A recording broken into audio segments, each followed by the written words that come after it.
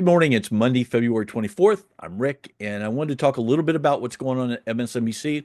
The network hasn't made its official programming change announcement yet, although that's expected sometime today.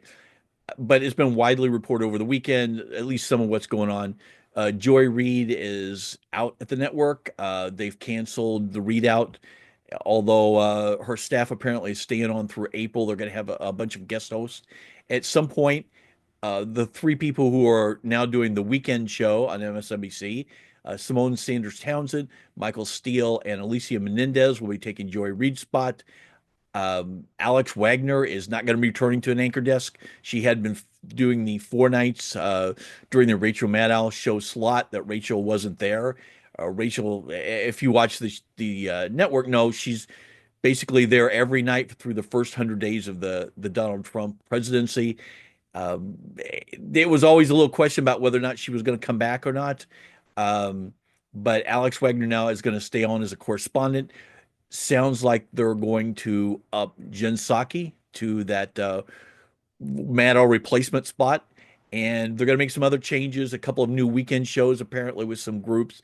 And if you're watching social media or sort of the feedback that people have about it, there's a lot of this pushback of, oh, they're getting rid of another strong black woman, which is a tougher argument when she's being replaced by, a black woman and a black man. So, yeah, it's a tougher choice. Yeah, I mean, I think what I really want to stress with this is that this is less about Joy Reid and really even less about Donald Trump, even though some people want it to be that way. This is really about what MSNBC's executives see as, quote, nonpartisan. Both CNN and MSNBC, their executives have made a point of saying, look, we want to be a little more nonpartisan, right? We want to appeal to conservatives as well as liberals. I mean, so CNN's decision has basically been, well, we see nonpartisan as we'll have some conservatives on. They can yell at some of the liberals on our network or people from the Democratic Party we have on, and that's going to be quote nonpartisan. And one of the reasons that they consider this successful is it gets a lot of social media, right? These clips get passed around of this person yelling at that person. Oh, look at the engagement we're getting and stuff. The ratings haven't followed, right? I mean, yes, there's a lot of heat. There's not a whole lot else going on. And honestly, I don't see what audience is going to be attracted to that. You're not going to get conservatives tuning in to see conservatives yelling at liberals. And liberals just get tired of it. I mean, honestly, anyone would get tired of it after a while. You can only see so many arguments in a row before you just start to nod off. I mean, MSNBC has an odd sort of approach to this, I suppose. I suppose that's the most tactful way of approaching it. Um, MSNBC has always had this sort of push and pull with NBC News, right? Since the very beginning. I think the first writing that I did about MSNBC, the reporting was I broke some stories when Phil Donahue left in the time leading up to the Iraq War, right? And even then it was this, oh, how much of it is going to be opinion, how much of it is going to be news. There was concerns that Phil Donahue wasn't, quote, patriotic enough, wasn't supporting the Iraq War. There's always been these tensions at MSNBC. And despite MSNBC's News's best efforts, the network is seen, I think, rightfully so, as a fairly liberal network, a Democratic Party friendly network. So even though MSNBC is one of these quote spinco cable companies that's being spun off from Comcast, the people staying on in the executive ranks at MSNBC are, for the most part, sort of traditional cable-ish people. And their approach to nonpartisan appears to be, well, we're going to lean into sort of the Democratic Party apparatus, right? The sort of the elite opinion makers. So what you're seeing is Joy Reid, who is a little bit more on the activist side of things. She's leaving. They're bringing in, Jen Psaki, who she was a press secretary in the Biden White House for a while. And she's very good on TV, but she's you connected more into the insider thing. Um, Simone Sanders Townsend worked for Kamala Harris, and she's very much an establishment party person. I mean, Michael Steele ran the RNC. Now, granted, he got booted out of it. He ran it, and it did not go well for him and did not end well. But still, he's considered sort of a connector to that traditional political landscape that MSNBC seems to be sort of leaning into. It's they've developed this sort of Avengers super team of conventional wisdom for the Democratic Party, and that's certainly an interesting way to play it. There's something to be said for insider stuff to have people who kind of have a sense of what's going on. That's less helpful during a Trump administration because honestly, none of these people are especially well connected with Trump world. And the other thing is that, if you're an insider, and I'll just sort of direct this at Simone Sanders Townsend. If you're an insider, sometimes your inside knowledge leads you astray.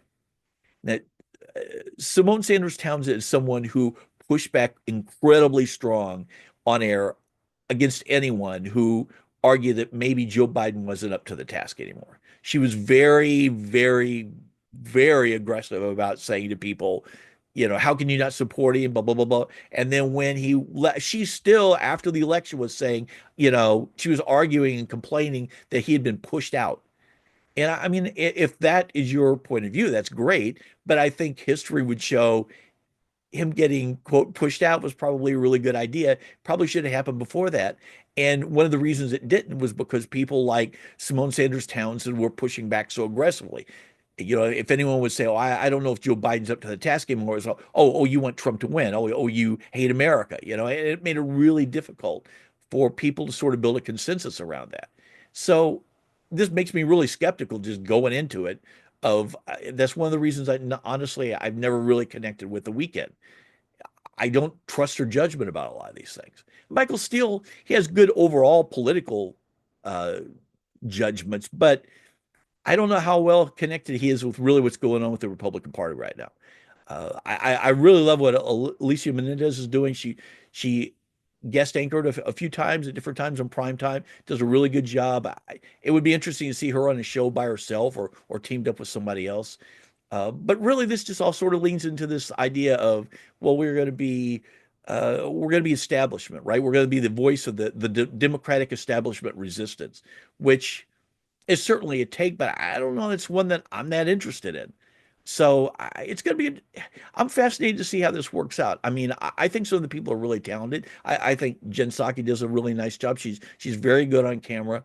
Um, I wish sometimes maybe she was a little bit more expansive about her point of view or reference points when she's talking about things. But I suspect some of that's going to come, particularly working in that Rachel Maddow time slot. I mean, I'll just end this by saying I really feel bad for Alex Wagner. She's really good. She left MSNBC. She was convinced to come back. She got that Maddow replacement time slot, and for a lot of reasons that don't matter here, it was a really tough fit. I don't know that really she got the support internally at the network that maybe she should have got, the staff support that she should have got. At least certainly that's some of what I've heard from people who worked on the show or worked with her. I think she's really talented. I'm interested to see where she goes now. I mean, the correspondent thing is sort of vague. There seems like they're sending her out a lot, and she's really good at those interviews. I mean, she was really good on the circuits. That was part of the reason that show worked, was she's really good about that. It's going to be interesting to see how that fits into a traditional cable news format. How much she's going to be able to get on air, how much her reporting is going to be able to get on air.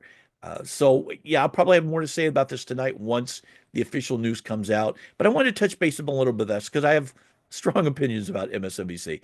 I watch it a lot, but not always happy about it.